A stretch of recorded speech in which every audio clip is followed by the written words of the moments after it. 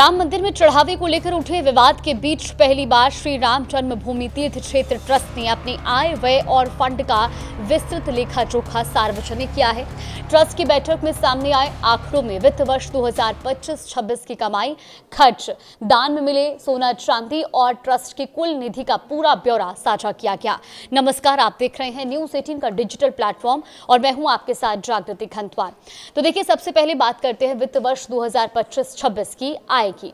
Trust के मुताबिक इस दौरान राम मंदिर को करीब 250 करोड़ 4 लाख रुपए का दान प्राप्त हुआ और इसमें बड़ा हिस्सा दान पेटियों से आया है, जहां 66 करोड़ 55 लाख रुपए मिले हैं और काउंटर दान के जरिए 21 करोड़ 5 लाख रुपए प्राप्त हुए, जबकि ऑनलाइन दान से 9 करोड़ 70 लाख रुपए आए। इसके अलावा विदेशी मुद्रा के रूप में 94 लाख रुपए का योगदान भी मिला है। अब बात करते हैं ट्रस्ट के पास मौजूद दान में मिली बहुमूल्य धातुओं की। देखिए, ट्रस्ट के रिकॉर्ड के मुताबिक अब तक कुल 32 किलो 259 ग्राम सोने के आभूषण दान में मिले हैं। वहीं कुल 1518 किलो 925 ग्राम शुद्ध चांदी ट्रस्ट के रिकॉर्ड में दर्ज है। अगर खर्च की बात करें तो मंदिर निर्माण समेत कुल 422 करोड़ 74 लाख रुपए खर्च किए गए। वहीं भोग, प्रसाद, पूजा और मंदिर के रखरखाव पर 91 करोड़ 76 लाख रुपए खर्च हुए हैं। ट्रस्ट की मौजूदा वित्तीय स्थिति पर नजर डालें तो उसके पास कुल 1876 करोड़ 30 लाख रुपए का फंड मौजूद है। इसमें 1771 करोड़ 22 लाख रुपए फिक्स्ड डिपॉजिट यानी कि एफडी में जमा है, जबकि 87 करोड़ रुपए म्यूचुअल फंड में निवेश किए गए हैं और ये सभी आंकड़े 6 जुलाई को हुए राम मंदिर ट्रस्ट की बैठक में सार्वजनिक किए गए।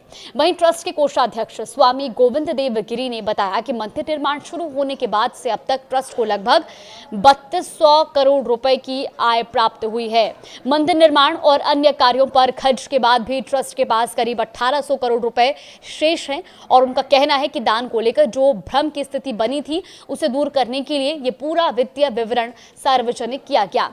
31 मार्च 2026 तक के वित्तीय विवरण के अनुसार ट्रस्ट को कुल 3264 करोड़ रुपए प्राप्त हुए, जिनमें 582 करोड़ रुपए नगद चढ़ावे के रूप में मिले और इनमें 391 करोड़ रुपए संचालन और राजस्व संबंधी खर्चों पर खर्च किए गए, जबकि मंदिर निर्माण और अन्य पूंजीगत कार्यों पर कुल 2370 करोड़ रुपए खर्च हुए हैं। सोने और चांदी के रिकॉर्ड को लेकर भी ट्रस्ट ने विस्तृत जानकारी साझा की है। रिपोर्ट के अनुसार 31 मार्च 2026 तक ट्रस्ट के रिकॉर्ड में 32 किलोग्राम 259 ग्राम सोना दर्ज है। वहीं चांदी को security printing and meeting corporation of India यानी कि SPMCIL में शुद्ध कर सिल्वर बार में बदला गया।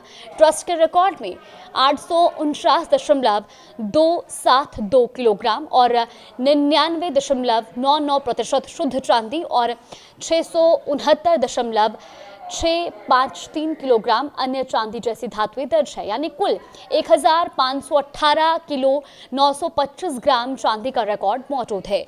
रिपोर्ट में सोशल मीडिया पर लगाए गए उन आरोपों का भी जिक्र किया गया है, जिनमें दान में मिली चांदी की सिल्ली गायब होने की बात कही गई थी। जांच में आरोप सही नहीं पाए गए। रिपोर्ट के मुताबिक Indian Boolean and jewellers association और विश्व सिंधी सेवा समाज द्वारा दान की गई सभी वस्तुएं सरकारी टकसाल और ट्रस्ट के रिकॉर्ड में दर्ज मिली है।